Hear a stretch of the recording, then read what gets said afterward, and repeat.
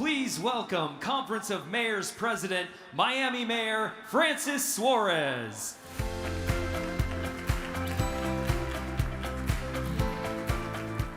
Thank you. What a way to start the morning with that video. They finally got me Cuban coffee, by the way. So it only took 18 months, but thank you so much for that. I really appreciate it. Yeah, I'm clapping for myself on that one. That's why maybe I'm going to be a little more energetic this morning, as if I needed it, right?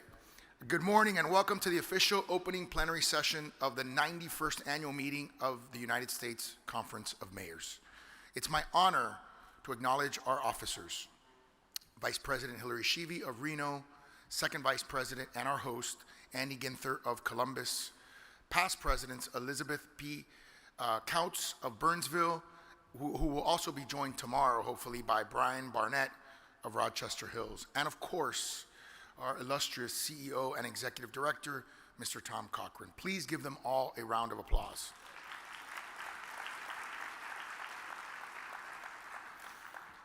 Now I'd like you all to stand for the presentation of the colors by South High School Junior Reserve Officers Training Corps, and remain standing.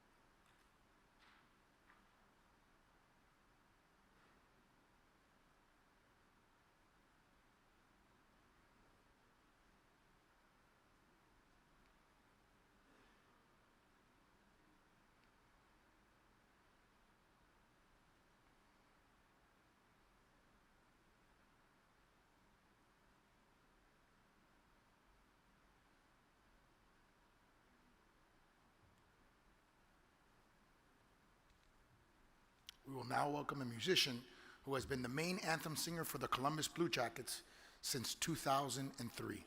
Please welcome Leo Welch. Oh, say, can you see by the dawn's early light what so proudly we hailed at the twilight's last gleaming, whose broad stripes and bright stars through the perilous fight o'er the ramparts we watched were so gallantly streaming, and the rocket's red glare, the bombs bursting in air, gave proof through the night that our flag was still there. Oh, say does that star-spangled banner yet wave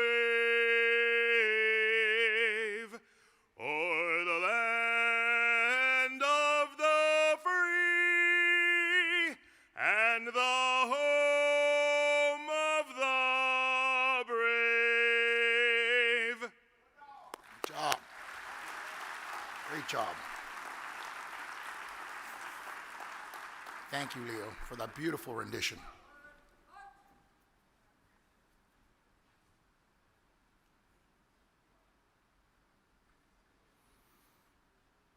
Now I'd like to introduce the senior pastor of First Church of God in Columbus to give our invocation. Help us welcome Bishop Timothy J. Clark.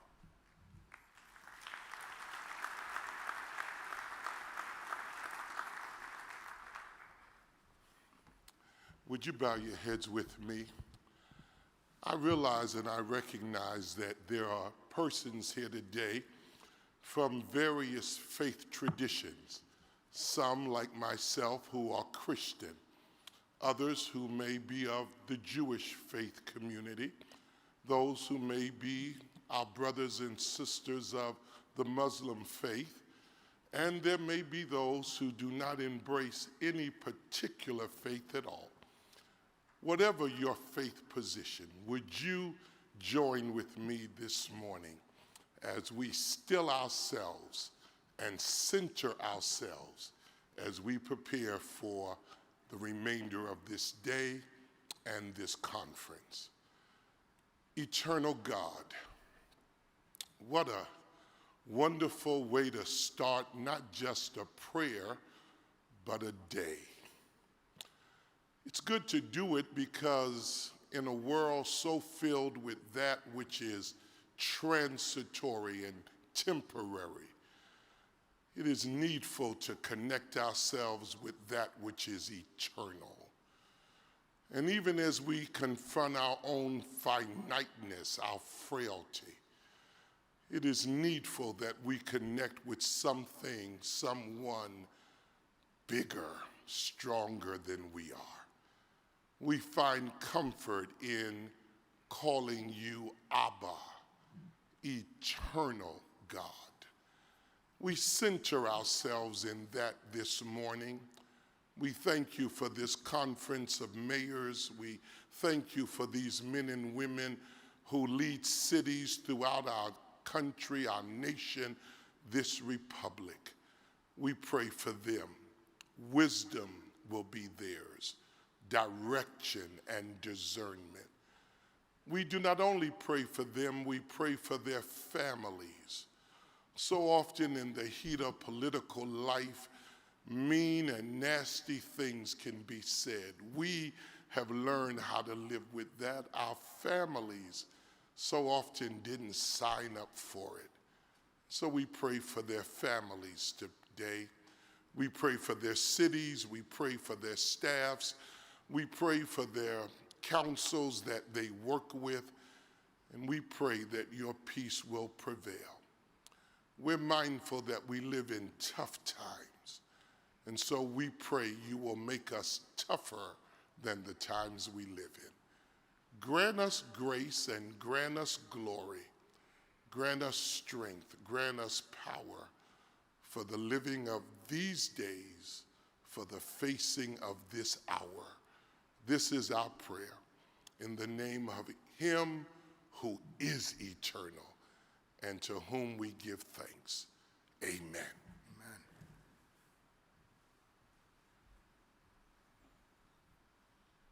Thank you, Bishop Clark. Please be seated. I want to take this time to thank all of our sponsors for the 91st annual meeting. Without them, this would not be possible. Our title sponsor, Broadband.money, Amazon. Yeah, let's go, Broadband. Where you at? Come on, show your love. All right. You gotta have fun with this. American Hotel. By the way, clap for yourselves if you want. American Hotel and Lodging Association. American Institute of Architects. And you know what? I got an idea. I want to see who claps the loudest for themselves. Let's see what you got. AT&T. There we go. Care Solis. Boo. City Health. Crown Castle. HDR. Honeywell. Ike Smart City. Ike, where you at? All right, Encompass, Key Corporate and Commercial Bank, Mars Pet Care, National Apartment Association, Nationwide is on your side. There we go. Qualcomm, Sourcewell, the Recycling Partnership. You love recycling. That's what I'm talking about. Trujillo, Walmart. We got a little Walmart action going on here. The Walton Family Foundation. How can the Walton Family Foundation be higher than Walmart? And what's going on here? Goodness gracious. Wells Fargo. I've never seen such enthusiastic bankers in my life. Thank you all for your generous support. We would not be able to hold these important meetings without you. Next, we will hear from the United States Conference of Mayors' second vice president and our host mayor, who also serves as the chair of the conference's Council on Metro Economies and the New American City. So important. We're so grateful that he is hosting our 91st annual meeting here in his hometown and what a magnificent job he and his staff have done. Please join me in welcoming our host, Columbus Mayor Andy Ginther.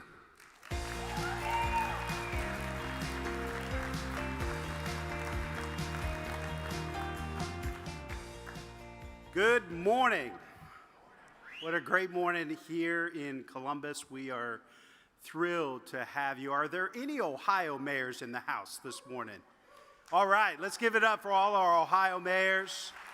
We're so proud of the coalition we've built, the Ohio Mayors Alliance, bipartisan group, Republicans, Democrats, and independents, fighting for our cities here in Ohio, and as part of the USCM umbrella, the work we're doing across the country. So this isn't really just about Columbus hosting, it's about Ohio hosting.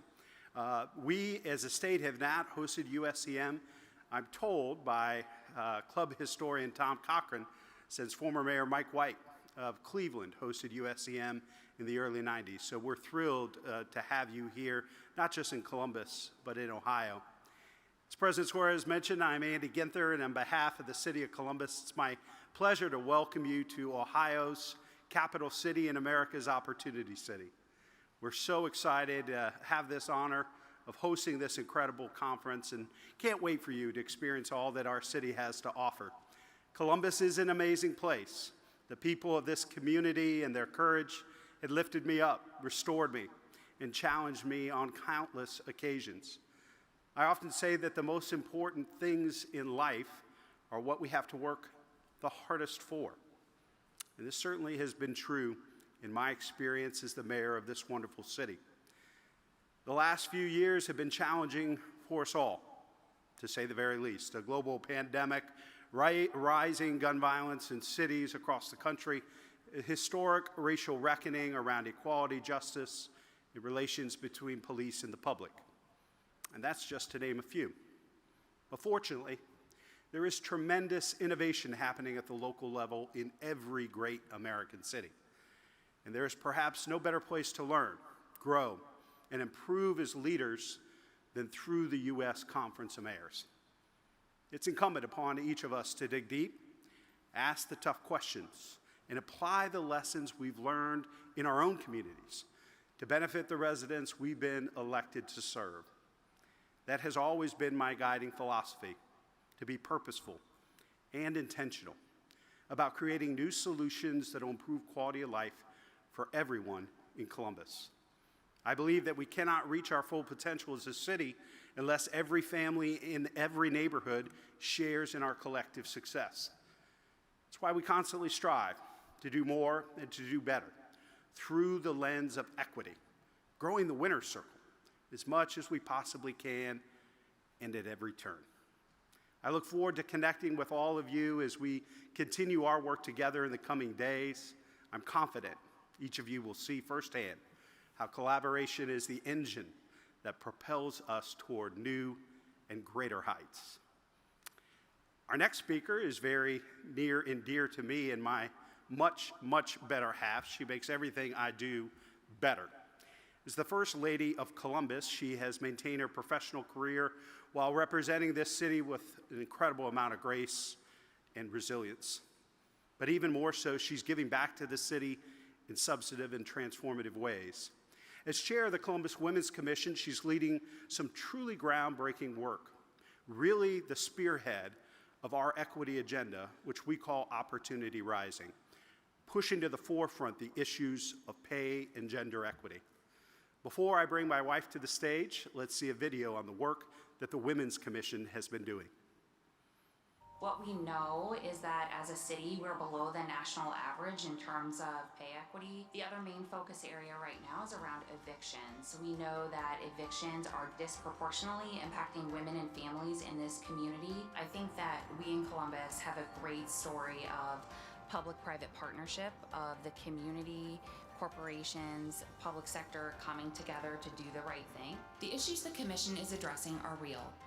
1 in 4 women in Central Ohio lacks basic economic security, and over 52,000 households in Columbus are single, female-headed. And for the women in those households, the poverty rate is more than 6 times higher. We believe all women should have the opportunity to succeed. Our commissioners are passionate experts with diverse backgrounds, digging deep to understand the issues that limit women's opportunities and are focused on creating change. Right? Every great company, to be great, to be successful, you've got to have great talent.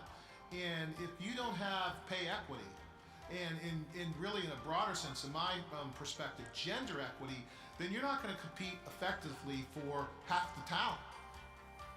We are a convener of community conversations and making big change happen quickly.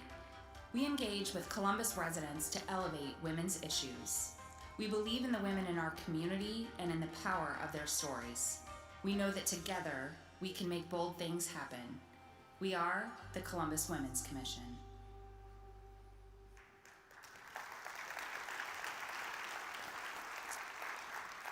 Please welcome my much better half, the First Lady of Columbus, Shannon Ginther.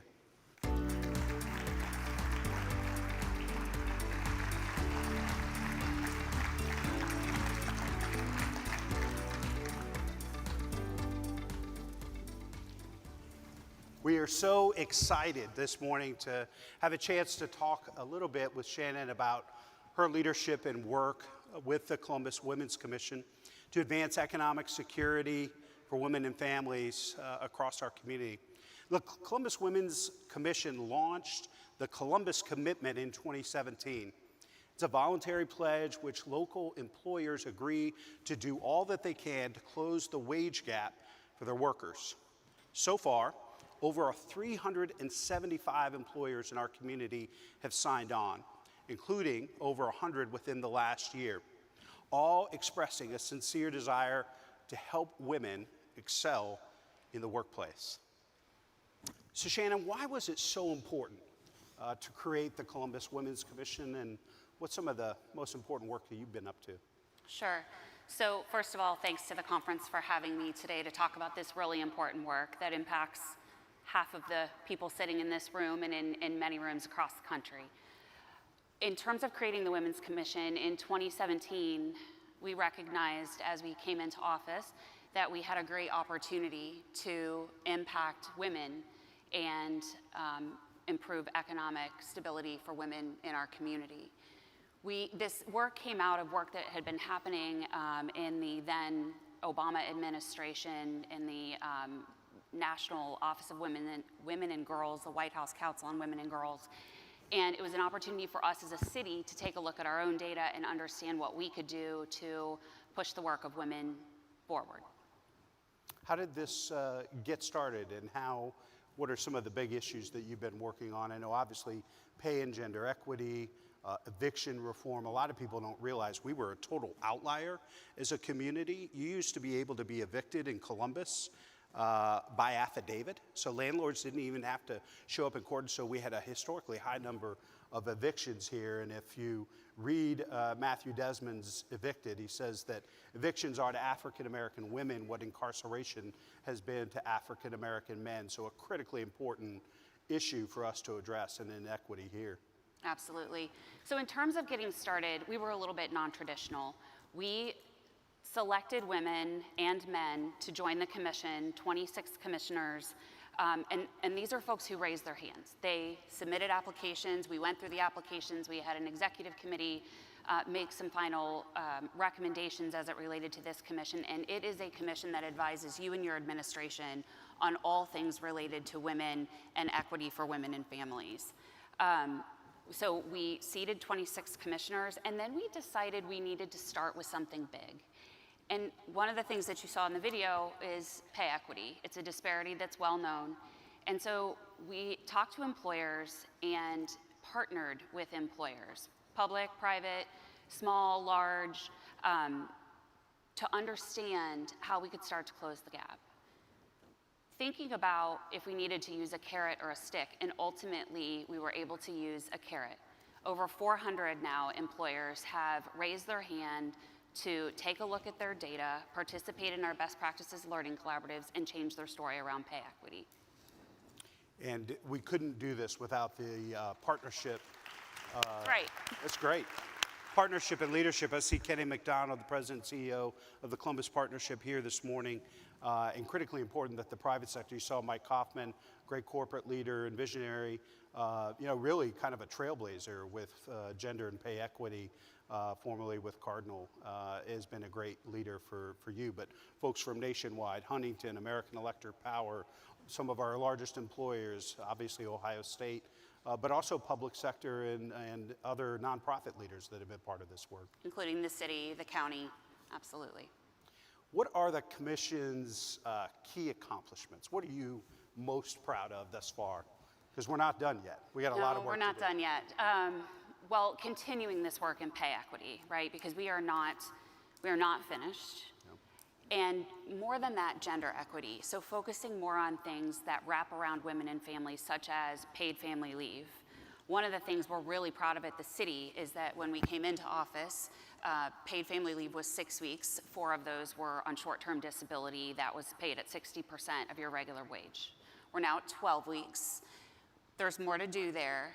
And though recognizing that when a woman steps out of the workforce to have a child, it is a major life event, and it is our duty to support her in that leave and in coming back from that leave. So paid family leave is another opportunity that we continue to press on. And then the work around evictions, because our mission and vision at the Columbus Women's Commission is to improve the economic mobility for women. If you are struggling to find affordable housing, if you have an eviction on your record, if we have antiquated policies, like you mentioned, Mayor, that don't support keeping women and families in their homes, you will never improve your economic well-being. That's right. So very, very focused on continuing the work on evictions and affordable housing. And then moving forward, the other thing we've seen is our residents really need an opportunity to financial empowerment education. And so we partnered with Bank On and several other sponsors to launch the Financial Empowerment Center, which is a completely free financial counseling service open to all Columbus residents, including women and families. We partnered with Jewish Family Services to deliver those services, and it helps women, not just one time, helps them build budgets, work toward goals, like buying a home or another large asset to build wealth and improve their economic well-being. Well, this was just a quick peek. We'll be back tomorrow to talk more about what we're doing in Columbus to help families attain lasting economic stability through innovative programs and services. It's all about growing the winner's circle, that opportunity rising equity agenda. That's what the Women's Commission is all about. And Shannon and some of her colleagues from the Commission will be at Promoting Economic Mobility in America's Cities, chaired by Mayor Satya Rhodes Conway of Madison. That is tomorrow, a breakout session at 3. I encourage anybody interested. It really comes back to good mayors borrow, great mayors steal ideas.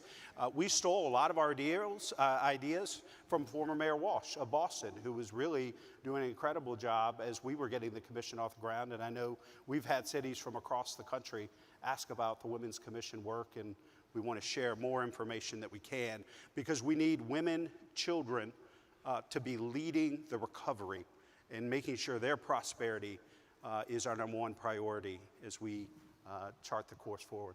Thanks for being here. Appreciate you.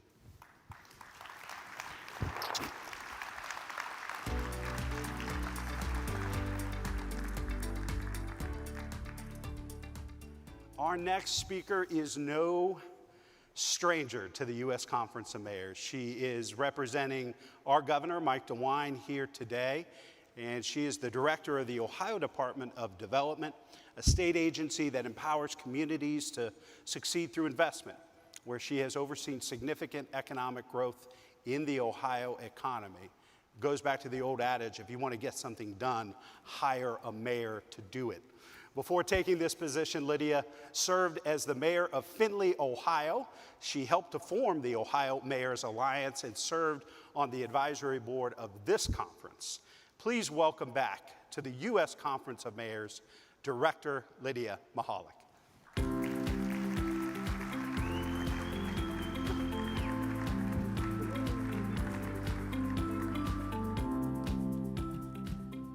Well, good morning. On behalf of Governor Mike DeWine and Lieutenant Governor John Husted, it is with immense pride that I get the opportunity to welcome you to the great state of Ohio. Ohio, with its rich history and its vibrant communities, has long been a melting pot of ideas, of innovation, and of progress. From our bustling cities to our charming small towns, our state embodies the diversity and resiliency that defines our great nation.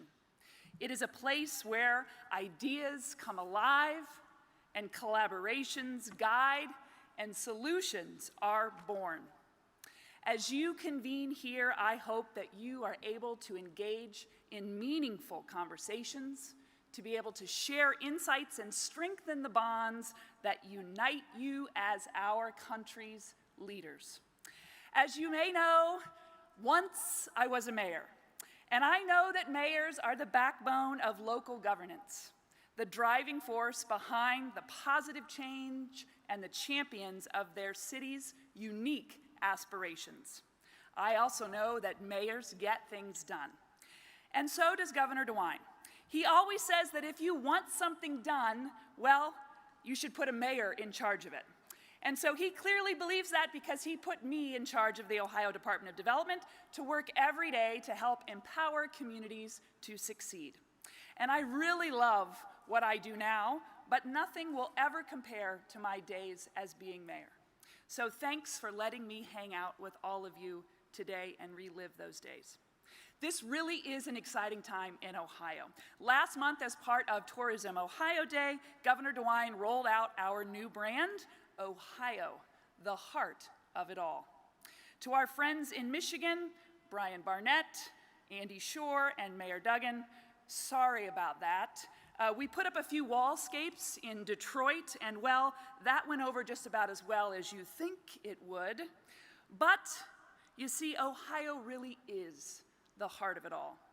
We're the heart of the heartland, the heart-shaped state, the home of heartwarming stories and heartfelt joy.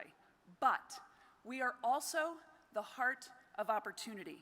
Whether you're starting a business, looking to change careers, or working towards a better future, Ohio brings goals to life. We're the heart of adventure. We're home to 75 free state parks, 5 zoos, 2 amazing amusement parks, the Cuyahoga Valley National Park, and thousands of events and festivals. And the heart of technology. From Intel to Google to Honda's new EV plant and more, we're building on our innovative history and staking our claim as the Silicon Heartland. I'm so excited about this new brand and how it showcases our state as the best place to explore, to start and raise a family, to pursue an education, to do business, and the place where you can live your best life. Need proof? Well, all you have to do is take a look at some of the great things that our excellent leaders in this room are doing to inspire more people to come to the Buckeye State. Andy Ginther, Mayor of Columbus, is doing amazing things when it comes to employment. Columbus topped the Midwest in job creation, adding 50,000 jobs and improving wages more than any big city in America during his administration. Last month, he announced more than $20 million in summer programming for Columbus youth, and the city started construction on one of 2 new solar projects that will provide additional clean energy to our state's capital. Mayor Aftab Purrival, Mayor of Cincinnati, is currently making equitable economic growth a top priority of his administration, but he's also dedicated to improving public safety, affordable housing, and environmental action. Cincinnati has also announced more than $2 million in support for 3 new programs focused on financial freedom, for medical debt relief, a guaranteed income study, and child educational savings accounts. Mayor Justin Bibb of Cleveland, the city's first millennial mayor, is going global. He made history in May when he boarded the first direct flight from Cleveland to Dublin, Ireland, to market the region as a place for business opportunity. And this new route will bring $85 million in projected economic revenue to Northeast Ohio. Mayor Christina Mern Of course, I can be a little biased about the great things going on in my hometown of Findlay, but in March, Findlay was once again ranked the top micropolitan in the United States for the 9th year in a row. I'm really proud of Mayor Mern for keeping this incredible trend alive. And Mayor Wade Kapsikevich. In May, the mayor launched the Mayor's Office of Neighborhood Safety and Engagement to foster community partnership on community-related violence issues, and the Toledo Business Growth Fund to provide critical support to the businesses in the community. I could go on and on and on about the great mayors in our state, but I hope you have the opportunity to connect with each one of them while you're in town. Just as these great mayors are advocating for policies that strengthen the economic vibrancy of our communities, we are also investing in communities at the state level, and we are shouting it from the rooftops all over the state. Under the leadership of Governor Mike DeWine and Lieutenant Governor John Husted, Ohio is on the move, and people and businesses alike are coming to Ohio because we're continuing to grow and expand and evolve. As Governor DeWine likes to say, this is Ohio's time. And with some of the big wins that we have had in recent years, and even more on the horizon, it's hard to argue that. During your time here in Ohio, I encourage you all to take it in. Enjoy the rich culture and hospitality that defines us. Explore a little bit, and I'm sure that you'll see what makes Ohio truly special. The work that you accomplish together here today will help plant the seeds of tomorrow in the communities across our great country, resulting in a very bright future for years to come. As leaders, you all know what it takes to build thriving communities. Weathering the challenges and reaping the rewards is a process, but none of us can do it alone. It's going to take all of us together. So let's keep doing it, and let's get started for the future of tomorrow. Thank you so much. It's so great to be with all of you. Welcome to Ohio.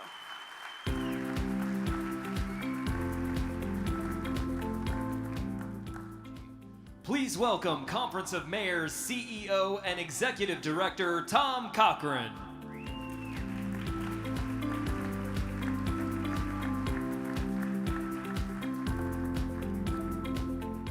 Good morning, mayors.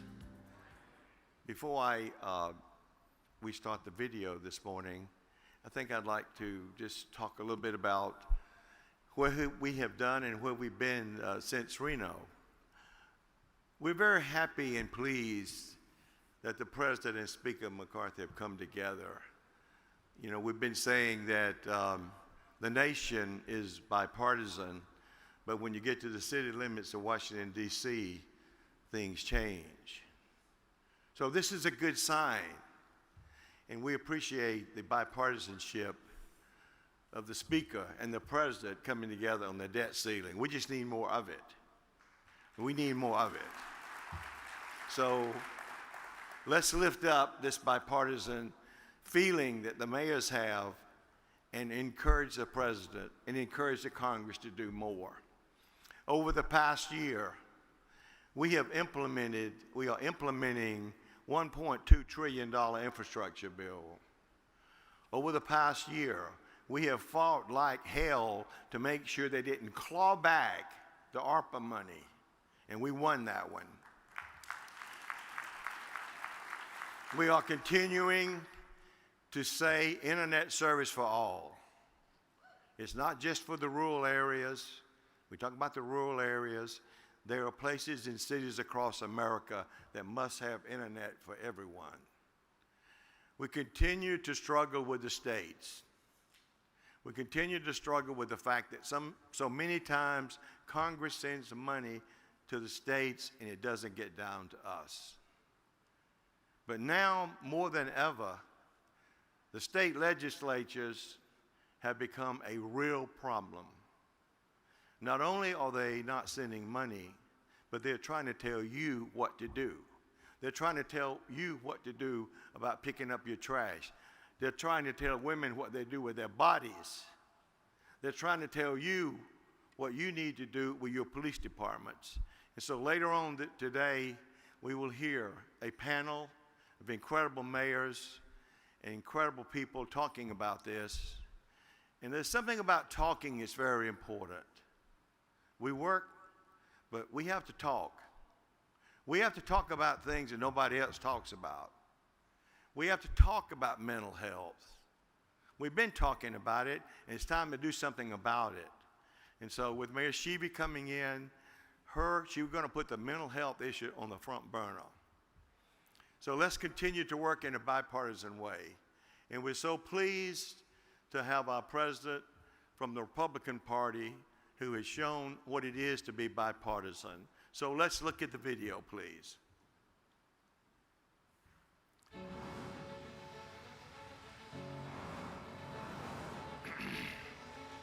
Here we have a brand that we call Miami Forever. But we now, working with the mayors of this country, need to create an agenda that we call America Forever. Number one in tech job growth. And that's important because the jobs of tomorrow and today are tech jobs. As I've traveled around the country and the world with my fellow mayors, I am humbled by their leadership and their sense of purpose. We need to build new climate adaptive infrastructure that lasts forever and helps everyone. I always like to mess with the local press in Miami by starting my press conferences on time. Throws them off completely.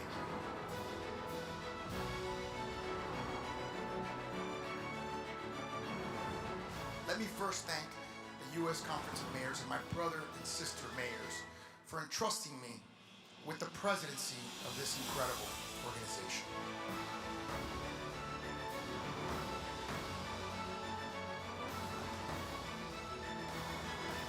An America that lasts forever must work for everyone, everywhere.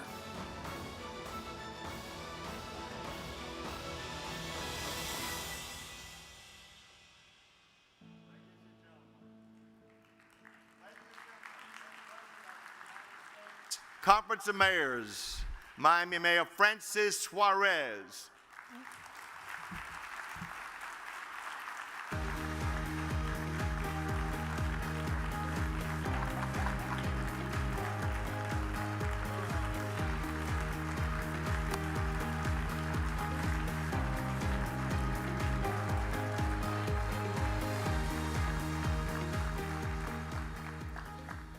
Y'all are gonna make me cry. Thank you, Tom, for that beautiful introduction. And of course, whoever their video team is, I may have to hire them for my next project. They do amazing work. And it's interesting because you go through life and you sort of do your thing, and then you see it encapsulated in a 2-minute video, and it really inspires you and it gives you hope.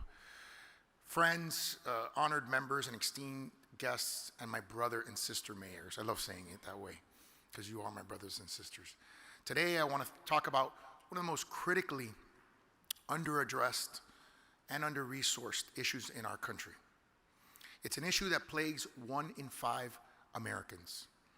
It's the common thread and driving force behind so many of our cities and citizens' major problems: growing homelessness, surging crime, and continued mass shootings. It is also an issue our future president has championed. And by future president, I mean, of course, the future president of the U.S. Conference of Mayors, Hillary Sheevy. I'm not sure what you guys were thinking. You can clap for Hillary, she's coming quick. The issue, of course, you've seen it highlighted a lot this weekend, is mental health. It's real, and it's a growing epidemic that impacts all of us. And it needs to be tackled by all of us. Mental health related issues are driving so many of our city's challenges. They are the common denominator among our widespread homeless problem, the driving healthcare costs in our public hospitals. They fuel surging crime rates and a growing sense of lawlessness.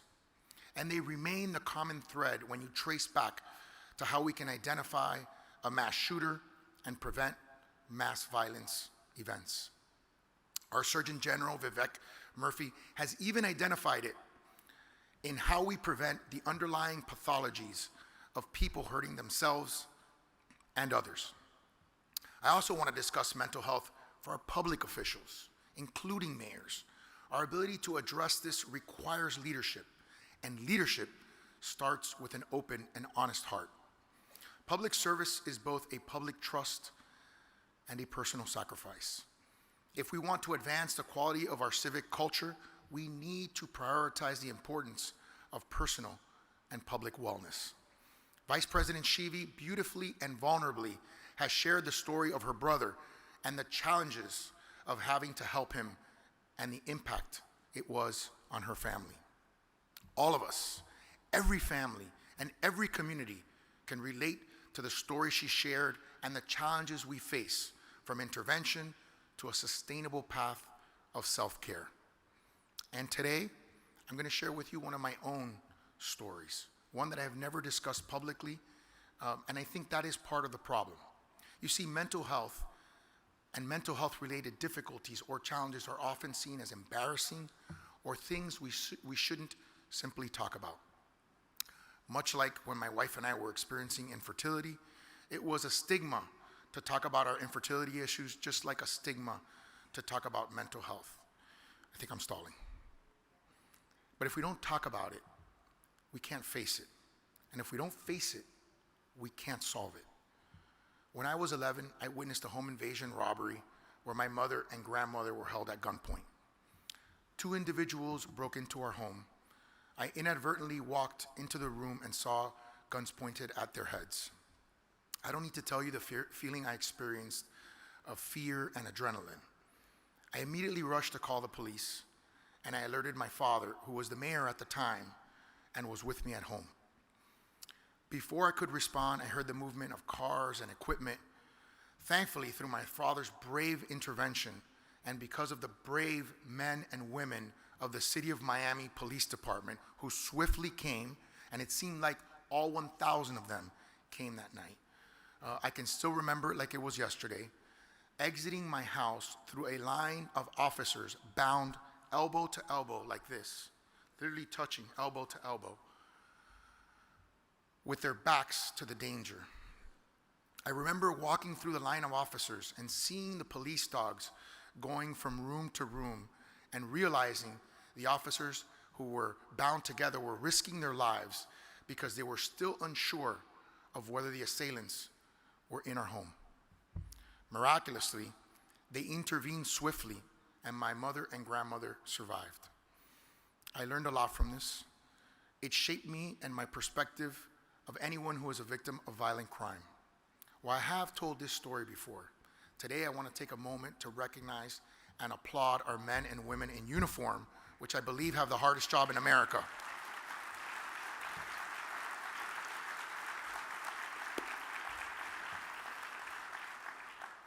But the more important point I want to make is not simply about the incident, but its aftermath. I've never discussed publicly this part of it. The event left me deeply traumatized as a child. I had separation anxiety that kept me up at night. I never talked about the flashbacks that continue to be as vivid today as if it were yesterday. To this day, I still have nightmares about it, and sometimes I go to bed planning how I can defend my home and family if it is assaulted by armed gunmen. The trauma eventually manifested itself in depression and separation anxiety.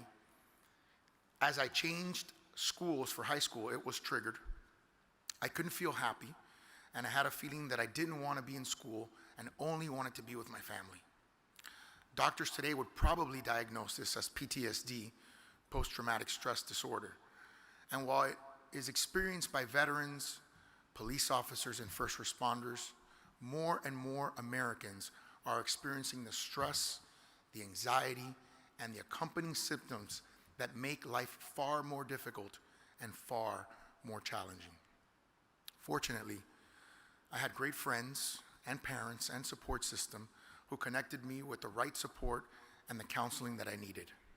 And eventually, I was able to rediscover my faith, grow from the experience, and place those very feelings in the service of others in the care and protection and well-being of others. Today, I thank God for the experience, because I know that in part, the wellness that has led to this place and this moment of service would not have happened without that. I would not be here serving my brother and sister mayors. And this is the challenge before us, to name and recognize the growing challenge of mental health and the lack of focus on things that can reduce mental health problems going forward, such as fitness and things that we've focused on this weekend. To face it and deploy it, all of our knowledge and skills must collectively serve as a nation and community and a family. For all of us gathered here today, we must ask ourselves, what can we as mayors do about this silent killer? While treatment and medication are often necessary, we know that oftentimes the most effective approach is a holistic one that covers mind and heart and spirit and flesh.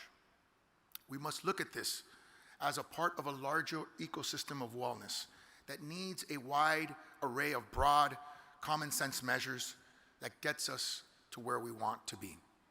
On that front, I want to commend the past administration for passing the SAFE Act, which limits prescription opioids to only 5-day doses to prevent addiction, a piece of legislation that passed 99-1. Think about that in terms of bipartisanship, 99-1. And I also want to commend this administration for its wisdom in choosing the Surgeon General, who has focused on loneliness and its consequent healthcare impacts. As mayors, we need all hands on deck from all perspectives, all parties, all philosophies, and all experiences. We have to get in this fight, and we have to win it for all of our country. I am confident President Shivi will continue this fight into her term. What we mayors need to focus on are the types of non-medical interventions that are simple, practical, and effectively move the needle of mental health significantly to promote great wellness among our people. I often say Miami was ranked the happiest city in America, and I love it when mayors, like recently happened in Columbia, South Carolina, say, no, their city is the happiest city in America. I love that happiness challenge. To some, happiness may seem like mushy or non-quantitative, but happiness is important. It's even in our Declaration of Independence, and it's part of our larger duty as public officials. Absent traumas like the one I shared with you, I want to focus on wellness and the chemicals like dopamine and serotonin and endorphins, which are linked oftentimes to addiction. In Miami, we have done so through public-private partnerships that deliver results, broaden access, education, and opportunity for all. To advance the mental health of all of our communities, I will be announcing a series of initiatives meant to increase our wellness and baseline chemical levels so that less of our citizens succumb to the power of addiction or mental health issues. On wellness, just yesterday, along with Vice President Shivi and our hometown mayor and second Vice President Andy Ginther, we announced a new fitness initiative in partnership with Rogue and CrossFit. This initiative is targeted to helping cities create an inexpensive cookie-cutter model that they can easily implement to help the youth and the underserved receive CrossFit training.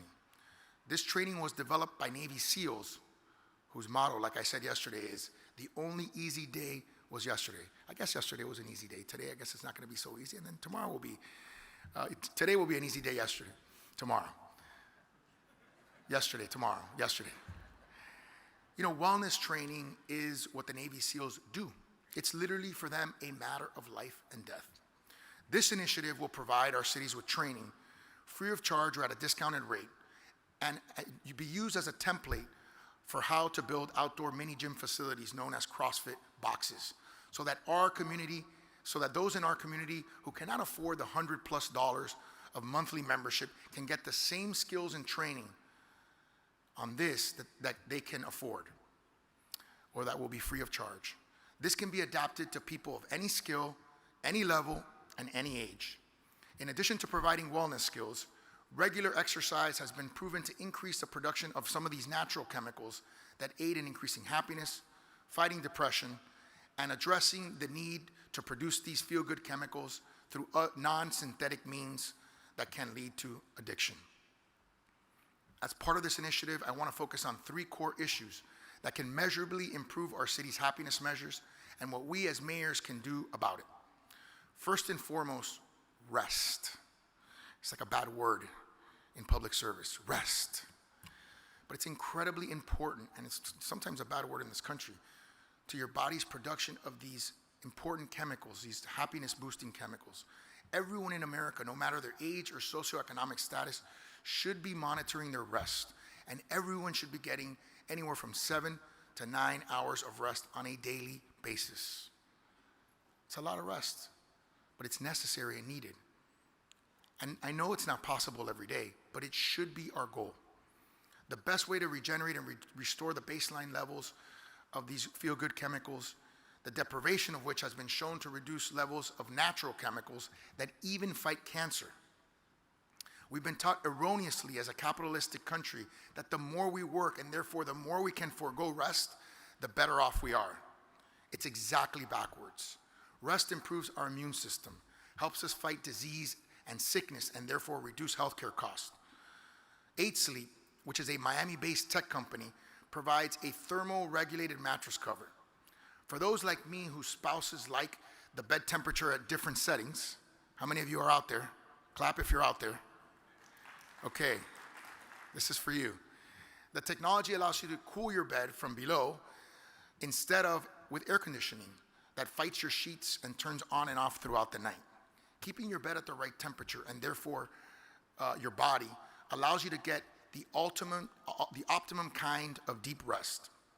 The technology also allows you to know how much rest you got and the quality of rest. By the way, it's great in the morning when your wife asks you, how did I sleep last night? You know if she's gonna be in a good mood or in a bad mood.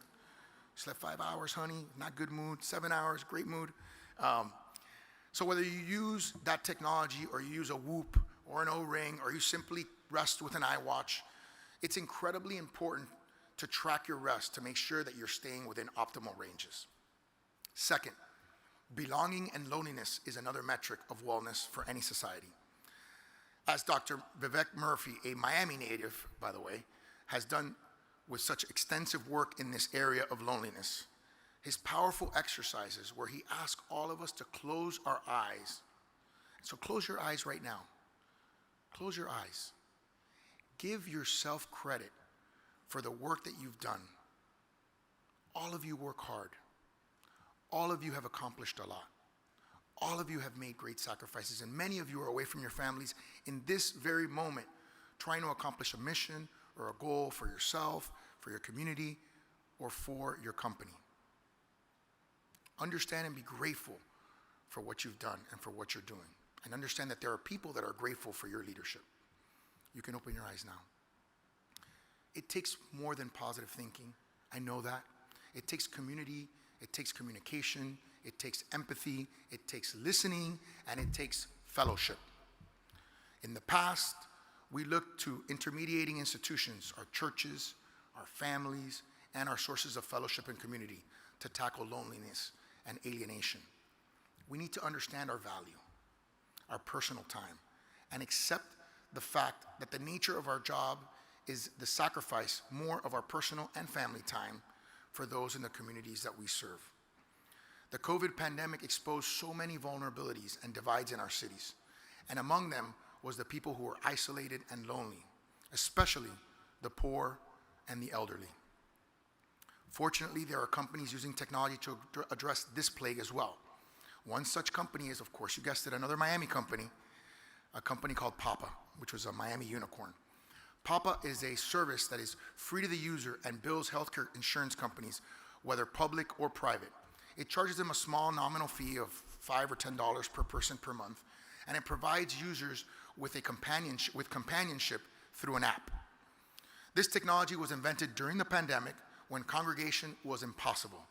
The app allows the users to get help with groceries or a simple call on someone to talk to and spend some time with.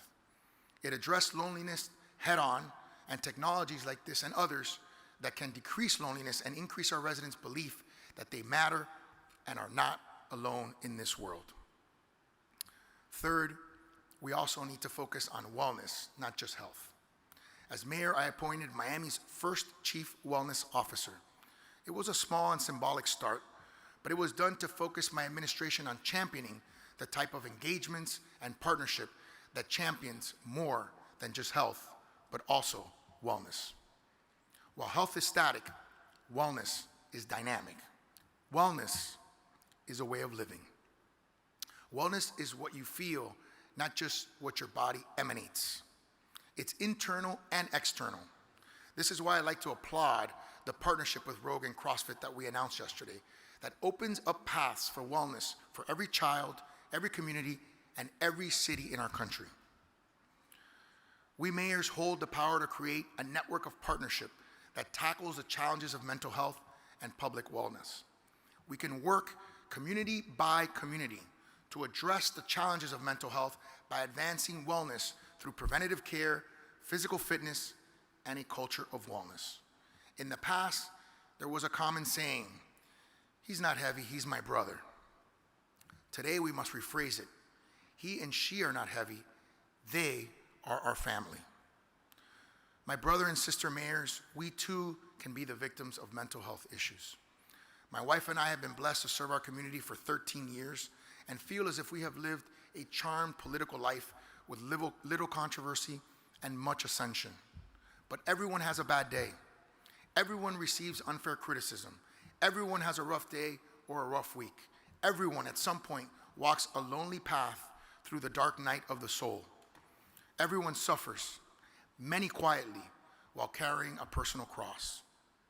We cannot solve every problem for every person, but we can help them carry their cross. We can walk with them by their side, and we can take care of each other and encourage each other on our mental health journey. Leadership can feel lonely at times.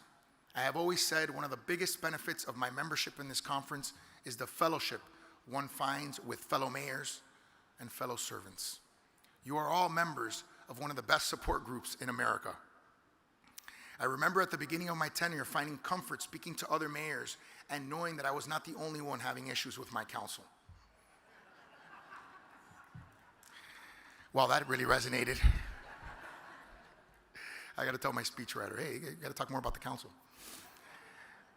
For this reason, and in consultation with the VP and second VP and with Tom Cochran, I am proposing, and I believe he's accepted, an anonymous helpline for those mayors who may want someone to talk to. I'd also like to set up a committee of mentors who can help mayors who feel overwhelmed, inundated, alone, or worried. I want you all to feel the love and support of this conference as you faithfully serve your community. My brothers and sisters, we can only take care of our cities by taking care of one another through open hearts, open minds, and open ears. Mayors now serve on the front line of American life. We are central to every major issue facing Americans today, from the cost of living to the wave of crime.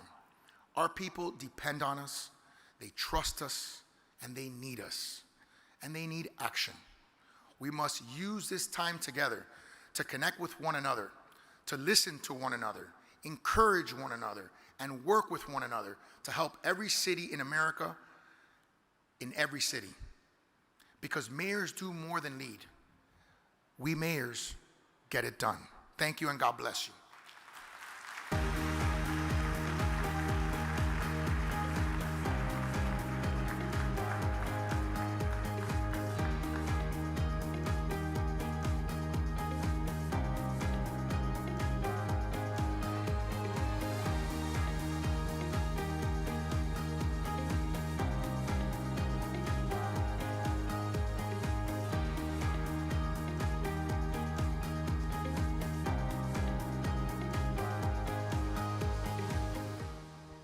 Please welcome AHLA Foundation President Anna Blue.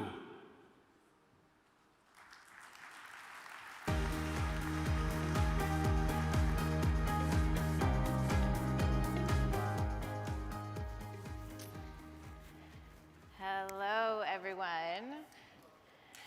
Oh, you answered. I love that. Thank you. I'm Anna Blue. I'm with the AHLA Foundation, and I am very excited to be here with the fabulous Phoenix Mayor Gallego, who will come out in just a moment. We are going to be talking about things that matter in the community, the work that we're doing. So the AHLA Foundation, just to give you a little bit of background, when I say American Hotel and Lodging Association takes care of the business of hotels, we take care of the people. We're about the hotel workforce. So we're going to be talking about the issues that are impacting communities, impacting many of your communities today, and I am very excited to have this conversation. And I want to welcome now the fabulous Mayor of Phoenix, Mayor Gallego.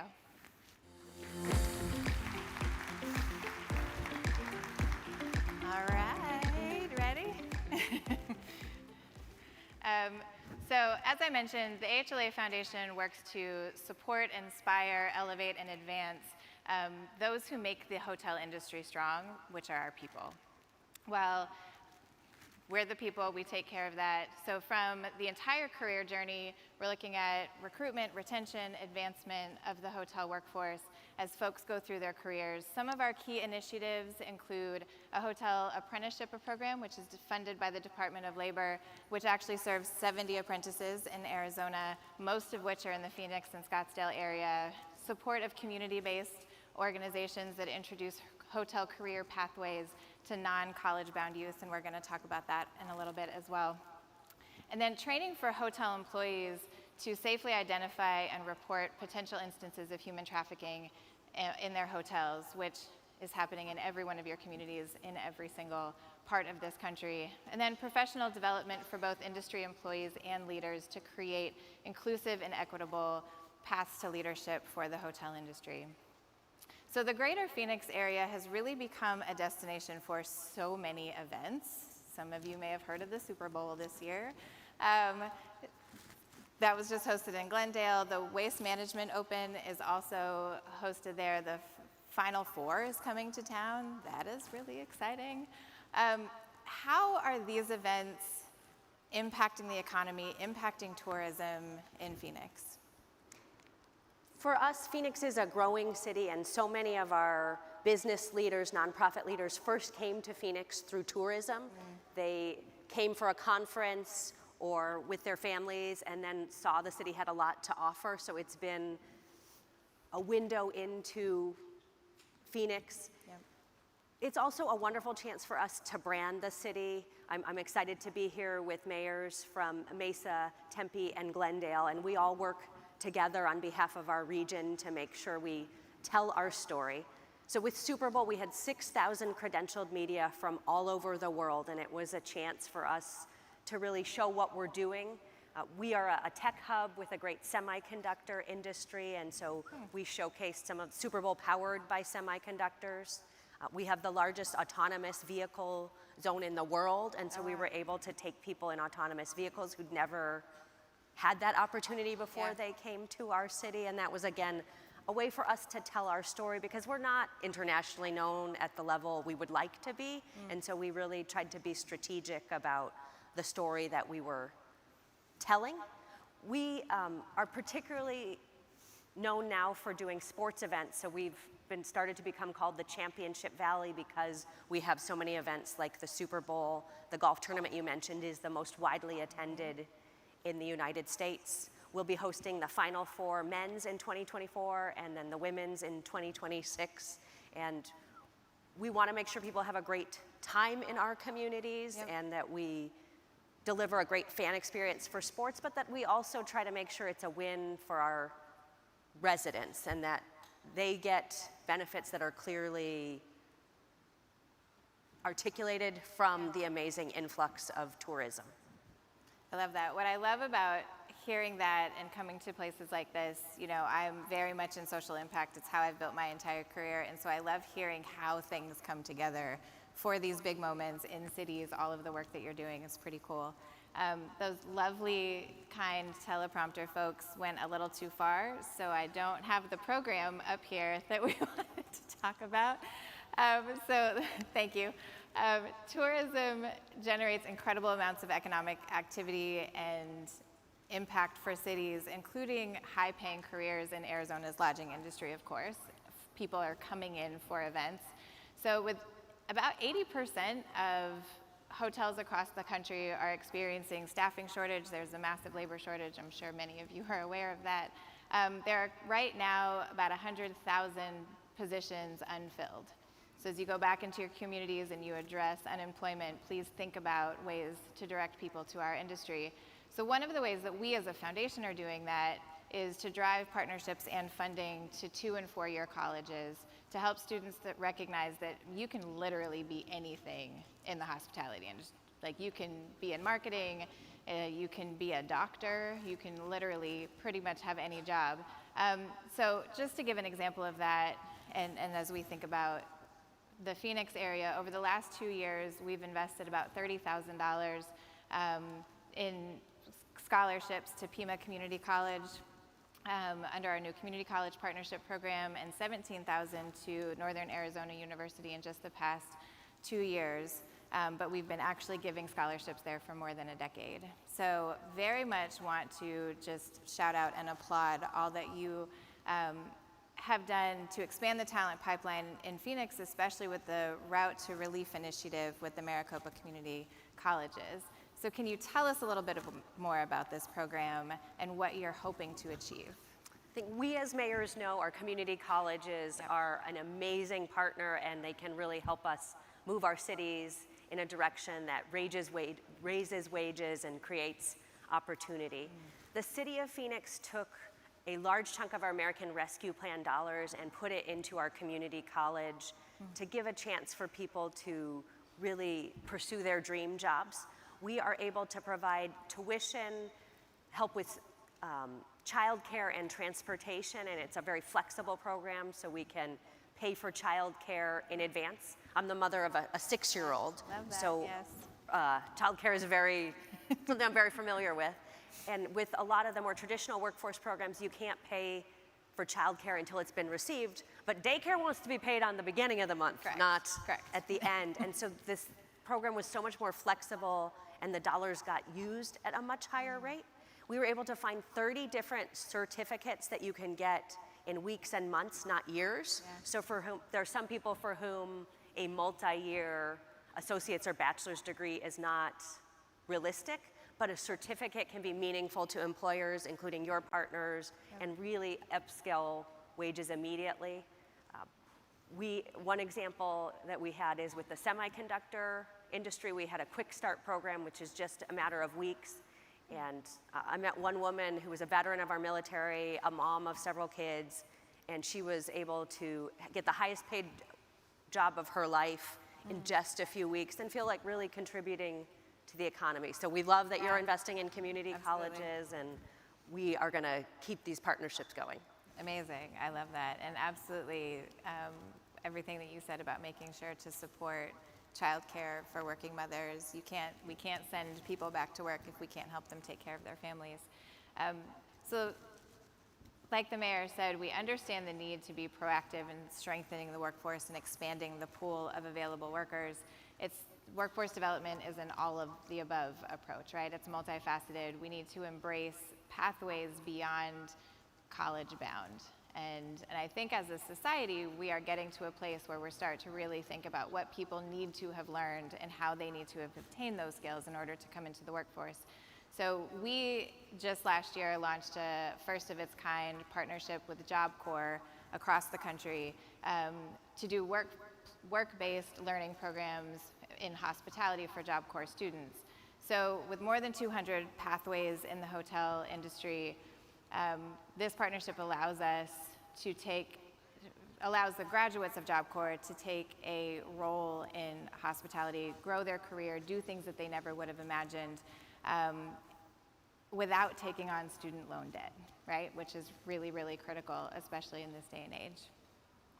So I know this is also a passion point of yours, thinking about alternative paths to career. Can you share how you and your team are prioritizing these alternative pathways in your role as the Chief Executive of Phoenix?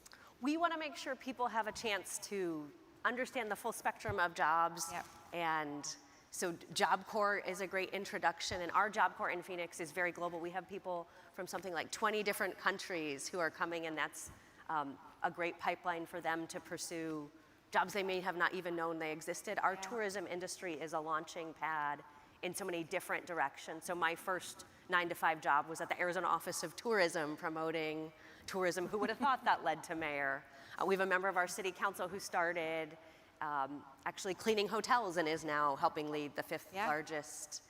And the hotel industry is definitely one where so many people work their way up and have a variety of different experiences. We know to make that accessible, we have to think about the workforce behind the workforce. So childcare can be a real challenge for individuals who maybe don't have that 9-to-5 job. And at the city, we've now started with our airport to provide childcare scholarships, and then we're going to try to build a permanent childcare facility so that people who don't have the same hours as a traditional daycare can have a great, rewarding job and know that their kids are safe and have a great place to be. And that's so far seeming like it's been very successful in getting people into the travel and tourism workforce, because sometimes childcare can be a real barrier. And so when we listen to people about what their needs are, we can find these solutions. Absolutely. I love it. Now we're going to talk about an issue that I hope every single one of you are talking about and addressing. Nobody likes to talk about it, but it is one of the most important and pressing issues impacting all of us, which is human trafficking, again, taking place everywhere. So we at the HLA Foundation have No Room for Trafficking, which really builds on the hotel and lodging industry's long-standing commitment to combat human trafficking. Trafficking takes two things. It takes opportunity and privacy, and obviously the hotel industry offers both. So it really is important that the industry comes together on this issue. We provide trainings, and I've spoken to some of you about those today, to hotel employees to help them identify and safely report potential instances of trafficking in their hotels. And once you know that, like once you know what it looks like, you actually can identify it anywhere, not just in a hotel. So I really want to commend the mayor's leadership here on this issue as a priority, especially as we talked about events being such a big opportunity for the city of Phoenix, and trafficking tends to go hand in hand with events. So understanding that this is a universal issue, it impacts all of you in this room and globally, what advice do you have for the mayors here on how they can partner with industries like the hotel industry, and others, because it is so many people are responsible for this, to collectively combat human trafficking? So the hotel industry has a great training program for the workforce at areas like the airport and hotels that can just share some of the signs. So for example, if you see a man and a woman traveling without any luggage, maybe pay a little bit of attention, or they're just signs of certain things that might be left behind in the waste basket at hotels that might trigger additional questions. We are very lucky that Cindy McCain has stepped up and helped found Human Trafficking Task Force at the city of Phoenix. She saw trafficking when she was traveling overseas, and it's become a real passion for her to address that. Some of the things that have come out of our task force include a housing complex called Starfish Place, where we took Section 8 housing vouchers and turned it into a project-based financing, and then have a place where human trafficking victims can live that has supportive services and workforce training that really is designed for victims of human trafficking and has been successful in helping people overcome trauma and relaunch careers. And that's a real tip for mayors. For us, human trafficking was a passion, but you can project-based vouchers and focus on what are the issues in your community. So maybe one useful thing that you can take away from this panel. Another is that we work collaboratively with our police department and Arizona State University on our strategies, and we can help train if your police department is interested in understanding what we've done around trafficking. We'd be happy to talk to you about lessons learned. So in addition to the hotel industry's program, we have some peer-to-peer with our city workforce on trafficking. Absolutely. Well, I very much applaud everything that you're doing, and to address such a complex and complicated and important issue head on and recognize it. working with law enforcement, sort of combating it all around. And thank you to everybody else in this room who is actively tackling this issue. And as we both mentioned, we do provide free trainings through the AHLA Foundation. So if you are in touch with your state or local lodging association, please feel free to reach out to them. And we will be happy to come in and do it for the hotel employees in your cities if they haven't had access to that already. With that, we are actually over time, and that makes me so sad. But thank you so much for having this conversation with me. It has been a pleasure talking with all of you, and thank you.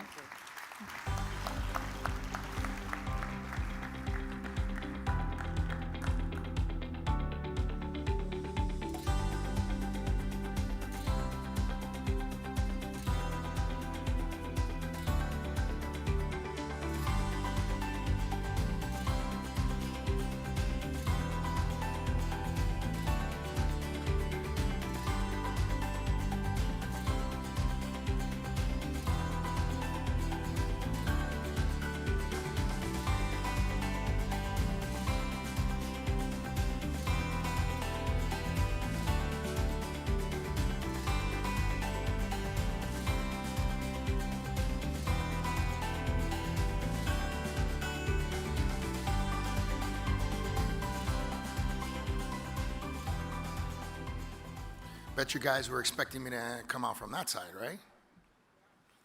Beginning, first time I come in through the left side here.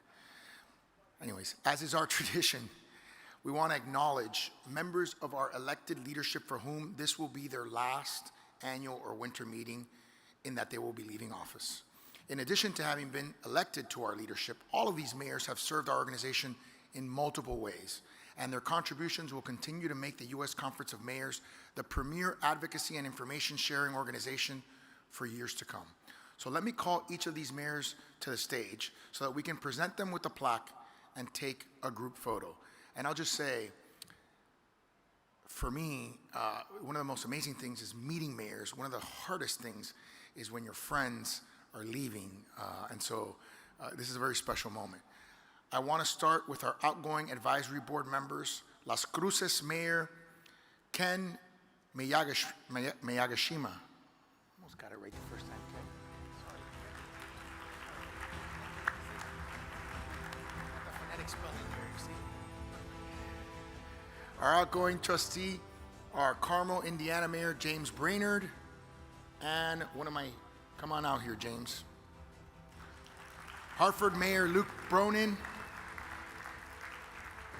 Hartford Mayor Luke Bronin.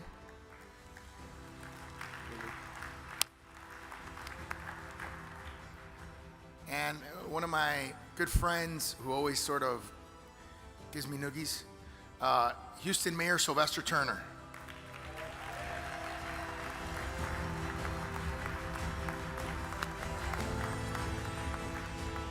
Everybody's got a lot of love for Sylvester. And the boss coming up, the boss.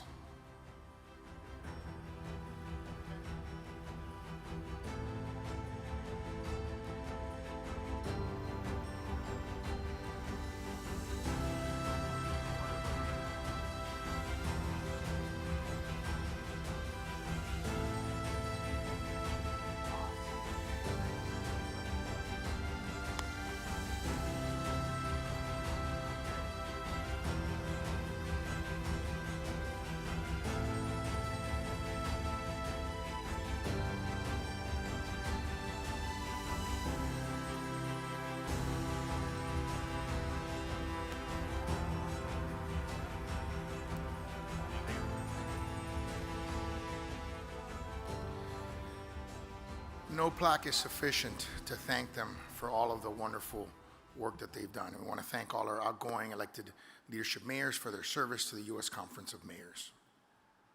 And it's now my pleasure to introduce, give them a clap.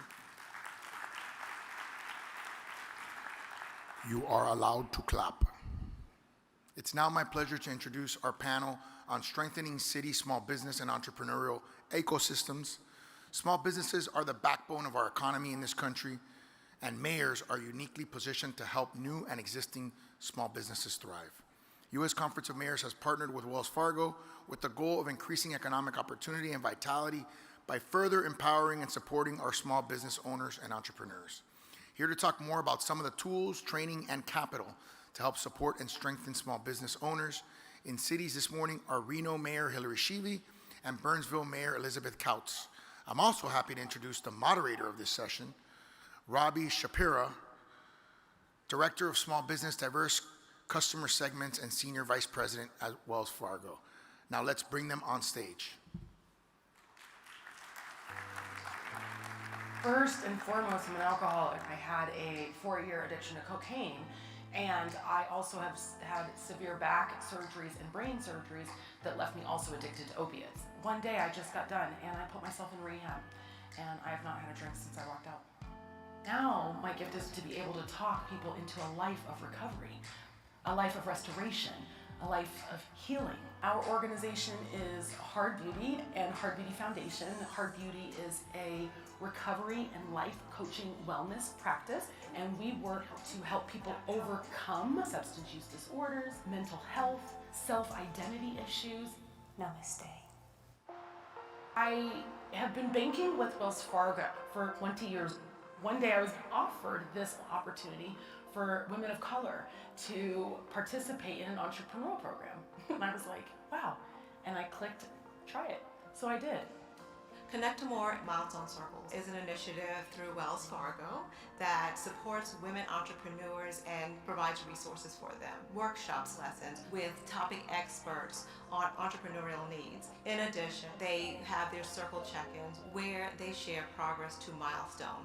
So we jumped into the circles, and the opportunity was to create a milestone goal for ourselves. I did not have a problem with cash flow, and I did not have a problem with multiplying my business. What I had a struggle with was wrangling all of what I had manifested together for it to make sense. As a result of her time in the program, she was able to create a financial plan and ongoing reviews of her finances. Now I know what I'm doing. I know exactly what I'm running, where the money streams are coming in from, where my opportunities for growth are, and where I want to move our companies now that I can look at it as a whole. We have served over 540 women entrepreneurs and over 47 circles. So we are grateful to be able to, in the next year, serve over 1,000 women entrepreneurs as a result of the generous donation of Wells Fargo.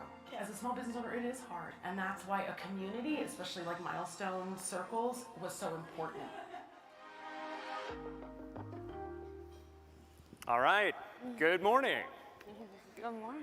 You know, what's interesting about a story like Raquel's, I hope you appreciated and enjoyed it, is it's a different kind of story than I imagine you're used to seeing from one of your bank partners. It's a real story, a story about the resilience of entrepreneurs, something after speaking with many of you, I know is very important to you, your cities, your staff. But it also is the story of women and ethnically diverse business owners and some of the challenges that are different for those of us that have different backgrounds. And so as I get the pleasure of the first time on stage with Mayor Sheevey today, thank you, and Mayor Kautz, I just would love if you wouldn't mind starting and reacting to some of Raquel's story and how it might resonate, since both of you are business owners and past business owners. Just what resonated for you, if you don't mind, Mayor Kautz. Oh, thank you, Robbie, and good morning, everyone. What resonated for me is that it was a different time. When I started my business was in the 80s, 1985, when I wanted to access capital. But no, not one bank would offer capital to a woman who had a great business plan, a great marketing analysis, and experience in what it is that I was getting into. So my business was in mental health, employee assistance service, and organizational development for people to realize their human potential. Because at that time in 1985, everyone was experiencing difficulty in mental health, but also the life-work balance issue. It was back then, it is today, and what we're experiencing is a systemic issue. So I am happy that these women had the ability to access capital because of the programs that you have. And I think one of the things back then as well is that we didn't have the resources. So we had to work alone because people didn't believe in women at that time. And look at us now.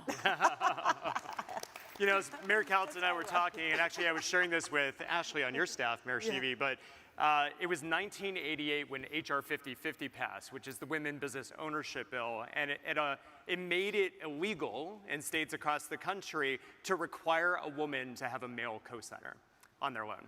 I want to restate that it was 1988 when that passed. And so when we talk about a system of discrimination and bias, we're not talking about 70 years ago or 60 years ago. We're talking about in the lifetime of most, if not all of us in this room.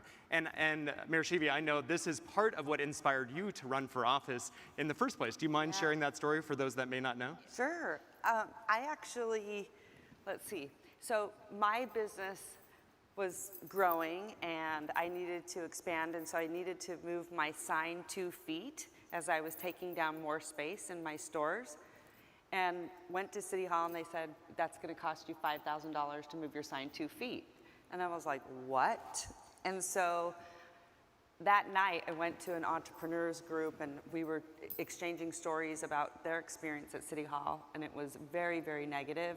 And I thought, you know, I'm not going to complain about it. I'm going to run for office and change it. Yeah. And so that kind of started my journey of like saying, wait a minute, small business should be, you know, the backbone really of your community. Small business are the largest job creators in the country. A lot of people think it's Fortune 500 companies, but it's actually mom and pops. So that's kind of how I actually started at City Hall. Yeah. Thank you for that story, and thank you for running for office. It obviously has impacted so many lives, including people in this room. You know, it's interesting that Milestones coaching program, we now have had 1,850 women entrepreneurs graduate from that program. And the stories that we hear from them inspire the work that we do to enable women entrepreneurs, because their story is still different. Women are far less likely to borrow for their business. They're far more likely to use personal credit and savings. And that is simply us opening and building bridges for entrepreneurs to be successful. That is a calling, I think, for us in the financial industry. But I'm curious, what do you hear from your constituents? I know you own 2 businesses, right, Mayor Sheevy? What would you say business owners in Reno, what do they say today? Well, I think especially women, because I think we tend to focus on children, our homes, and really wanting to have that stability. And so I think for women, it is harder to go out there and take that risk, right? Because we really are sort of the glue that holds so much together. So then you add that on top of it. So I think more than ever, mentoring women that want to go into business, because there still is that perception that women still need to be at the table. It still is a real issue. So I think the biggest thing that you can do is have support groups. I know that sounds so cliche, but honestly, support groups, when you see other women that are doing it, then you're like, I know I can do it. There's something I do at City Hall. I call it Future Mayors. And before every council meeting, I bring in, you know, some young, you know, future female mayor, so that they can see what that looks like. And that's my future. So I guess I'm doing it a little selfishly. I need you to run for office. You're my future, right? But my point is I think if you can see it. So as female business, we always talk about it all the time, because I think that's what inspires you, saying, if you can do it, I can do it. Yeah. I laughingly say, you know, it takes a village to raise a child. I think it takes a village to build and raise a small business. And so I implore the mayors in the audience to think about, how do we surround our business owners with that village? And I'm selfishly going to say a great banker needs to be a part of that village. And a great banker, to your point, Mayor Couts, is someone who listens, who believes in you and advocates for you and helps to increased level of comfort. You know, it's interesting, you were sharing earlier just the power of, you know, helping businesses come together and talk to each other. Do you mind sharing more about that? Thank you. Yes, so when I first became mayor, and then so I'm serving my 28th year as mayor, and yeah, that's why you're the queen. And in 1996, I convened the business owners of my community, from big business leaders to our small business. And I brought them into City Hall and asked the question, how are you doing? Are there things that you could do better? And is City Hall an obstacle in your way of thriving? And then also asking them, how do we work together to help one another? And that's the issue of bringing people together, convening, and helping us tell the story. Because during the so when I started, it was like once a year. And it was my business owners and leadership in business who came to me and said, once a year is too long. How about twice a year? So I said, okay. So twice a year we got together and they said, oh, let's meet more often than that. And I said, so what do you want? And they said, every quarter. So we did that. But during the recession, they came to me and said, let's meet once a month. And during the recession, our unemployment rate was low, and the businesses helped each other. And we at City Hall tried to take away a lot of the obstacles that stood in their way for them to thrive. We changed our codes. We helped them to make sure that they can do what they needed to do to thrive in that economy. So what we need to do together is help one another. Yeah. And I always say that mayors, we have the power of being a chief convener in our community and bringing people together so that we can help one another thrive, help one another become better and better, and to realize and to discover their human potential, whatever that is. Yeah. Mayor Kautz and I were talking about in the small business world, financial education is called technical assistance. You laughed at me and said, we need to use simpler language because how many business owners would know that, and how many business owners would know about some of the resources in your cities like community development financial institutions, often called CDFIs, who are nonprofit lenders that financial institutions like Wells Fargo support with millions of dollars to incubate and provide education and support, give that first loan to the small businesses. If you don't know about the CDFIs in your community or the small business development centers, the women business centers, those are great resources for you to be the great convener and to pull together. But we also just talked about what would a business owner find if they came into your office looking for help, looking for resources. And I'm proud, so I lead diverse and women-owned business. You may wonder, why is a white man at Wells Fargo leading diverse and women-owned business? And I may be a gay Jewish husband of a Mexican immigrant current service member. But the reality is, it takes white men in this work. It is a system and a country that we helped build to where we are today. And it is our responsibility too. And especially for ethnically diverse businesses today, there are bridges that need to be built in access to capital and resources. So at Wells Fargo last year, we announced something called the Small Business Resource Navigator. It is a tool that any business owner can go to be introduced to the resources in their community.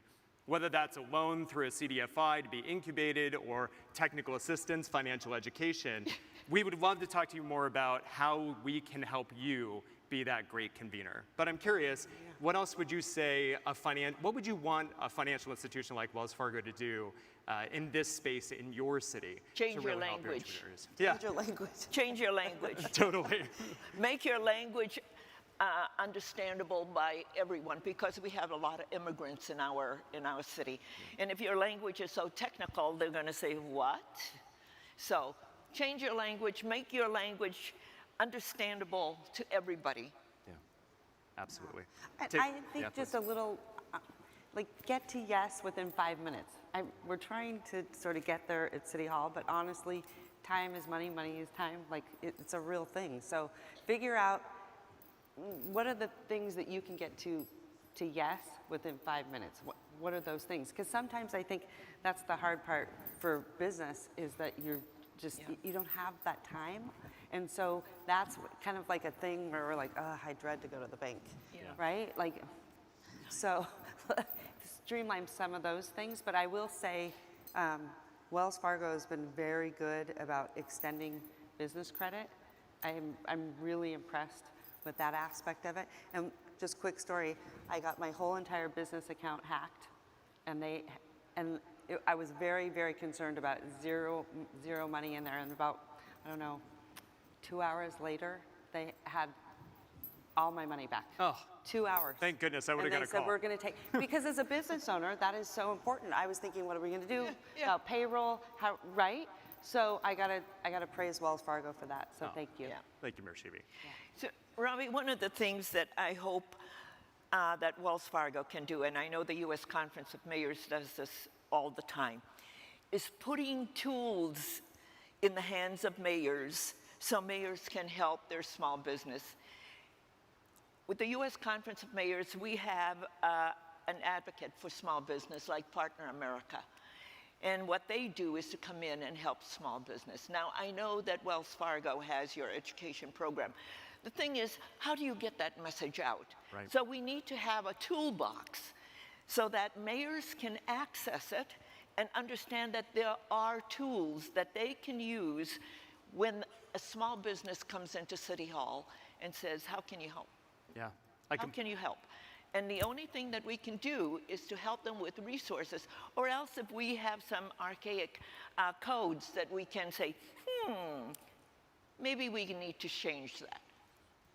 Thank you, Mayor tools. Towns. We will take that away because I think that is something we can easily do is put more of those, complete just about the education tools in your hands so you know exactly how and where you can send entrepreneurs in your cities. So thank you so much for our panel today. Great. Thank you for the so. time. Thanks and for having us. Yeah, and have a great rest of your Right. conference. Yeah, thank you.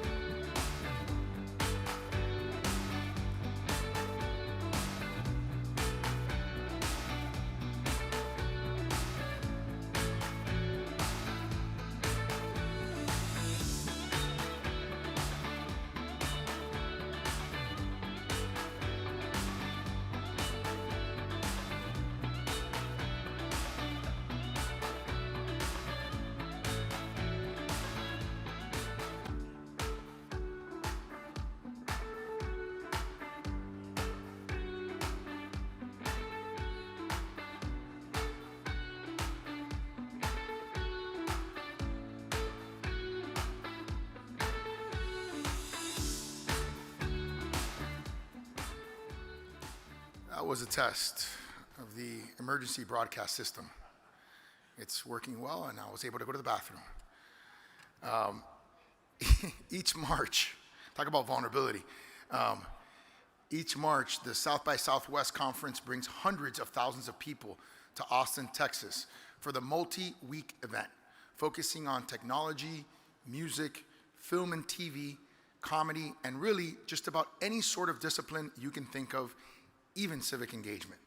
Since 2016, the Conference of Mayors has worked with the City of Austin and the South by Southwest Conference to bring the Civic I.O.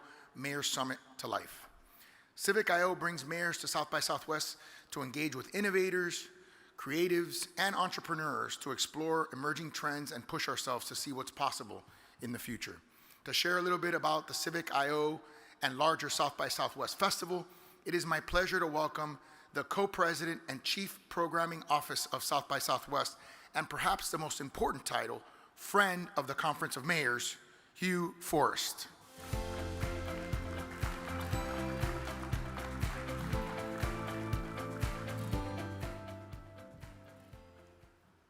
Good morning.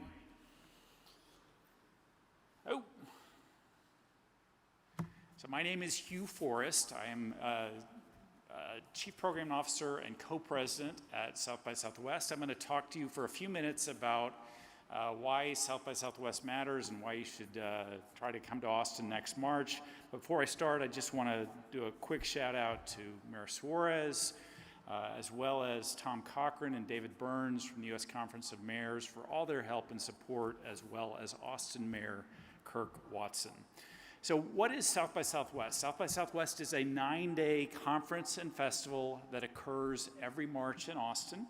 The conference portion, as Mayor Suarez said, covers technology, film, and music. We have other verticals that range from politics to food to climate change.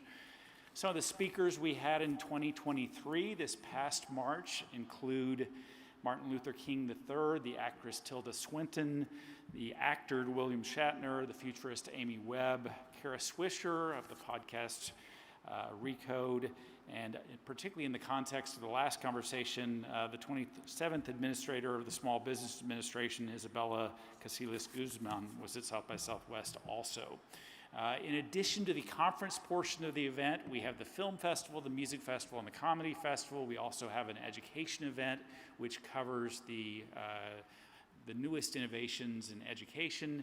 South by Southwest is really hard to describe, so I'm going to play you one video, not two, that gives you a little better picture of the event, and here we go on that. Hi, I'm Jen Psaki. I'm Andrew Zimmern. Hi everyone, I'm Priyanka and this is South by Southwest. I think what's really interesting about South by Southwest is that I think it's cultural. The multiple industries that kind of combine. The combination of people and ideas. This many people who can affect so much change, talking about so many different ideas. Diversity of people across mediums. It is so diverse. You can wander the hallway and see the Secretary of Energy and also run into Chelsea Handler and also run into somebody who's an expert on AI, and to do it in a city like Austin makes it that much better. Southwest got a vibe. Everyone's smiling. Look at yourself. This energy I'm getting off of you. This is why we brought this movie here. It's great to be here. You can tell from the energy of Austin, the power and the magic of filmmaking. The festival itself is just accepting of all different types of humans, all different types of movies. It's like this big giant bear hug. It opens its arms to like originality. Every hour there's like 20 different things that you potentially could go to. So the one bummer about South by Southwest is you can't hit everything. All right, so why attend South by Southwest? You can learn tomorrow's trends today.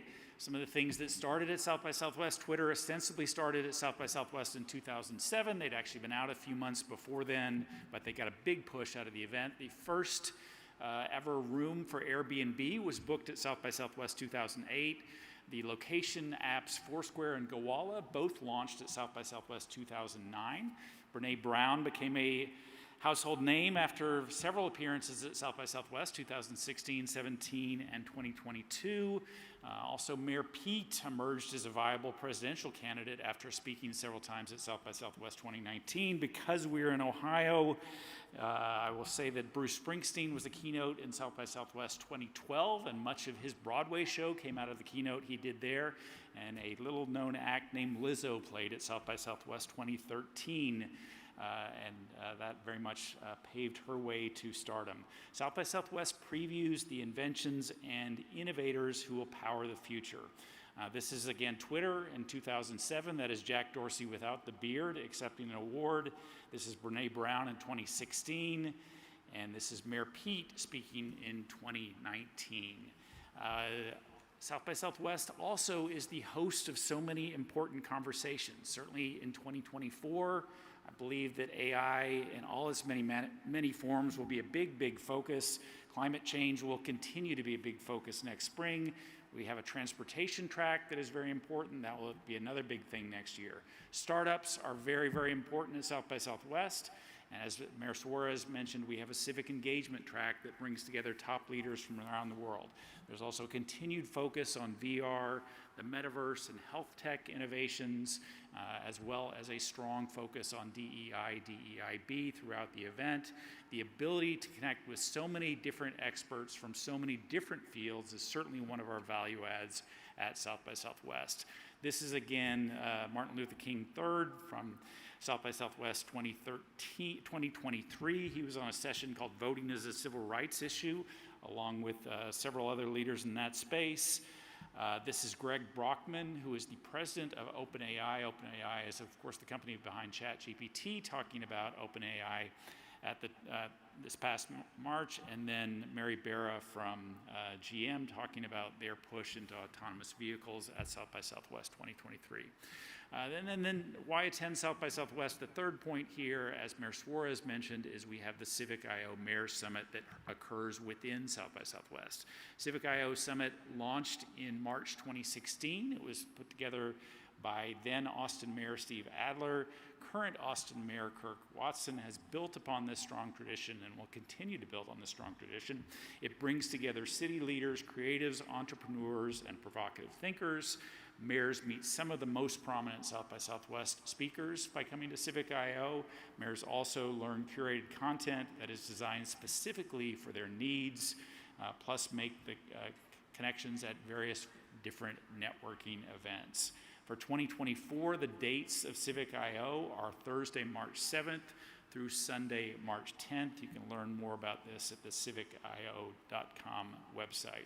Some pictures from past years. This is, of course, Mayor Suarez meeting with U.S. Surgeon General Vivek Murthy.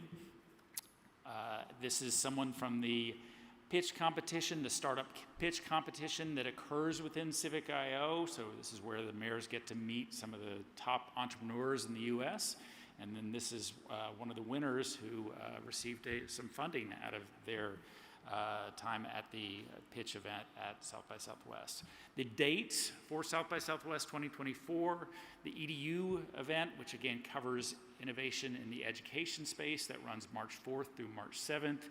The dates for South by Southwest itself are March 8th through March 16th. There is more tech-related content earlier in the week, a little more music content later in the week. The Civic I/O dates are March 7th through March 10th. If you are interested in speaking at the event, we begin accepting speaking proposals on June 27th, so about 3 weeks from now. That process runs through July 23rd. You can learn more about that at panelpicker.southbysouthwest.com/about. The South by Southwest website is sxsw.com, and you can always reach me via email, hugh@sxsw.com. Thank you for your attention. Again, always reach me. We hope to see you in Austin next March, and I think we're closing out with a brief video of the Civic I/O portion. Thank you again for your attention.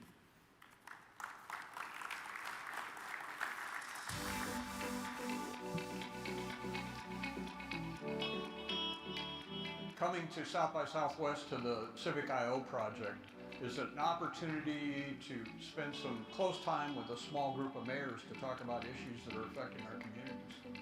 South by is a great festival of ideas for a variety of industries, and one of those is local government. Civic I/O allows for programs for mayors to learn about different things. Getting some training, getting some help and education makes a big difference in how we can succeed as mayors.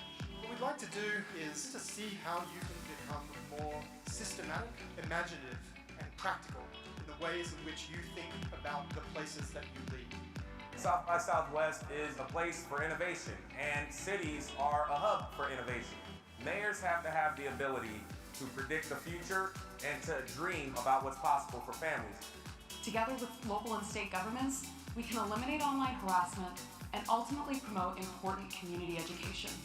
This is a great opportunity to have direct access to some of the innovative thinkers, but also spend time with fellow mayors that are really interested in innovation around some of the tougher challenges that we're facing. How do we bring that sort of infrastructure to the people who've been long forgotten and neglected? So it's good to come here and to think for a moment of what might be and to get some perspective on what they can do when they go back home.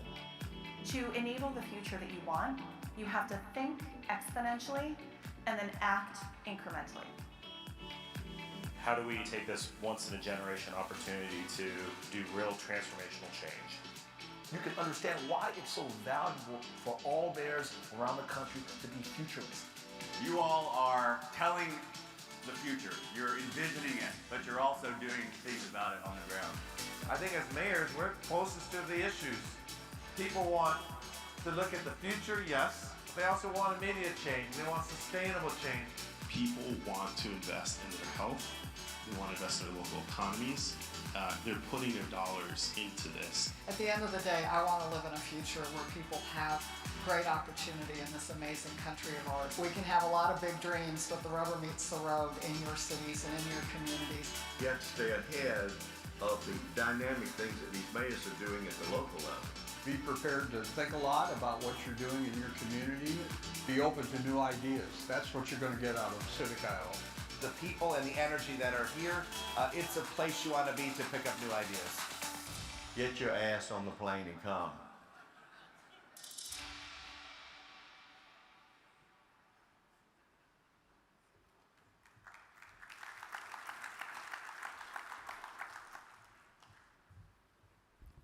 Get your on the plane and go. Very good. Thank you, Hugh. In the history of Conference of Mayors, there are pioneers, mayors who fought for what their city and their residents needed to grow and to prosper, and also stood up for what this organization represented and fought for on behalf of all cities and all city residents. Harold Washington, Chicago's first African-American mayor, is one of these pioneers, and we are privileged to share with you this morning a short video about an award-winning feature-length documentary film titled Punch 9 for Harold Washington. This is the story of Harold Washington so many mayors knew and loved. And to introduce this video, we are pleased to welcome back home one of those mayors, the former mayor of Sacramento, past president of the United States Conference of Mayors, amazing point guard for the Phoenix Suns, my good friend, Kevin Johnson. I had to throw in there the basketball, brother. That's my sport. Okay, wait. Let me ask you a quick question. Miami or Denver? I know I've been here all morning waiting for you to talk about the topic, and you didn't bring it up one time. So I will just say this. Every single time the Heat has won the championship, they lost the first game. That's true. That's it. I'm off the stage. Give it up for our mayor and our president, Suarez. Good morning, everyone. Kevin Johnson here. Super excited to be back. By a show of hands, raise your hand if you've heard of Harold Washington. All right, almost everybody out in the audience. He was a pioneer in this space. He inspired Carl Stokes, Coleman Young, Tom Bradley, different mayors around the country. But when he ran for mayor in 1983 in Chicago, it was a national story. People from all over the country campaigned for him, Muhammad Ali, Stevie Wonder. A lot of you may or may not know this, but our very own Tom Cochran was with Harold Washington 4 days before he passed away. So what we have now is a documentary that's trying to keep his legacy alive. I'd like to show the trailer, and then I want to ask folks in the audience to do one or two things once the trailer's over. So if you wouldn't mind, let's show the trailer. We're not anti-anything but hatred. We're not anti-anything but segregation, prejudice. That's what we're against. We're not against people. We are for people. And having said that, it's our turn. It's our turn. It's our turn. Punch 9 for Harold Washington.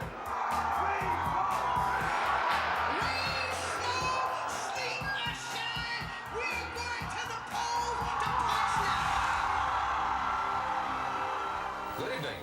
The results of Chicago's three-way race for the Democratic nomination for mayor today took many in that city and the nation by surprise.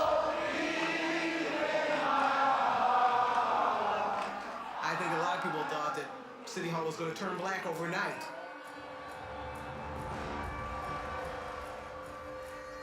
The vast majority of the Democratic machine became Republicans.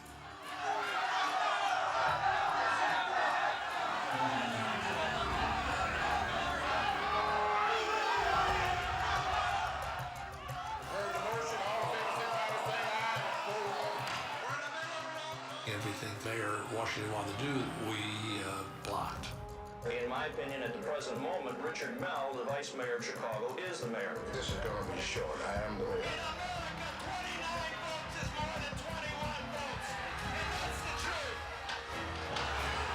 Mr. Bedoliak, I've never run from anybody, including you, in my life. And I will be fair to everybody, but I'm going to insist that for the first time, this city is fair to you. I thought he was going to be mayor for another 10, 15, 20 years. There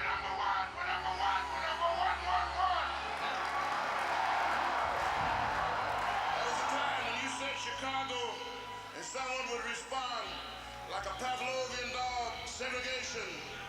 But now, anywhere in the world you go, when you say Chicago, you know what they'll say to you? How's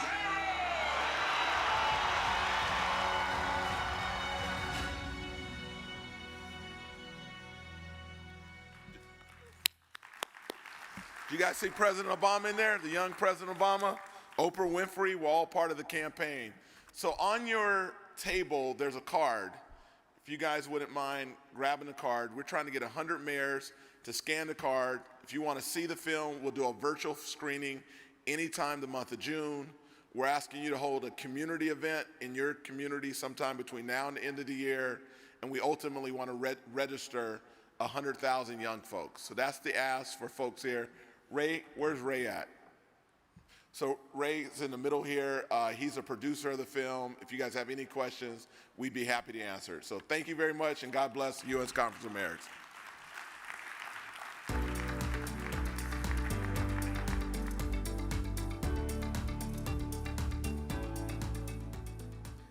KJ, you need 99 because I'm 1. Thank you so much. This session is now adjourned.